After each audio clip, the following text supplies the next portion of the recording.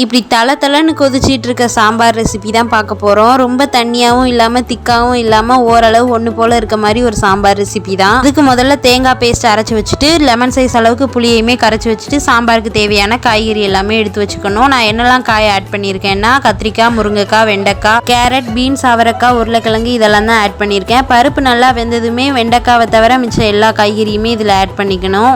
அப்படியே புளிக்கரைசலையுமே ஊற்றிட்டு மஞ்சள் தூள், சாம்பார் பொடி வந்துட்டு நான் 10 ரூபா பேக்கெட் ஆட் பண்ணியிருக்கிறதுனால நான் ஃபுல்லாகவே போட்டிருக்கேன். 2 ஸ்பூன் சாம்பார் பொடி ஆட் பண்ணால் கரெக்டாக இருக்கும். அப்படியே வீட்டில் அரைச்ச குழம்பு மிளகாய் பொடி வந்துட்டு 1 கரண்டி அளவுக்கு போட்டிருக்கேன்.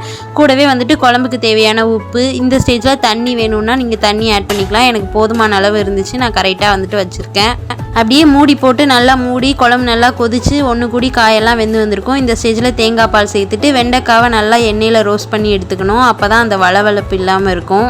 எல்லாமே சேர்த்ததும் ஒரு மிக்சிங்கை போட்டு குழம்பு நல்லா கொதிச்சு வந்ததுமே தாளிப்பு சேர்த்துட்டு ஃபைனலாக வந்துட்டு கை நிறைய அளவுக்கு கொத்தமல்லி இலையை தூவி விட்டுட்டா வீடு ஃபுல்லாகவே சாம்பார் மணமாக தான் இருக்கும். அவ்வளோ டேஸ்ட்டாக இருக்கும். ஒரு தடவையாவது சாம்பார் வைக்கணும்னா இந்த மாதிரி வச்சு பாருங்கள். என்ன குழம்பு வைக்கலான்னு கேட்டாலே போதும், வீட்டில் இருக்கிறவங்க எல்லாருமே சாம்பார் வச்சு கொடுன்னு தான் சொல்லுவாங்க.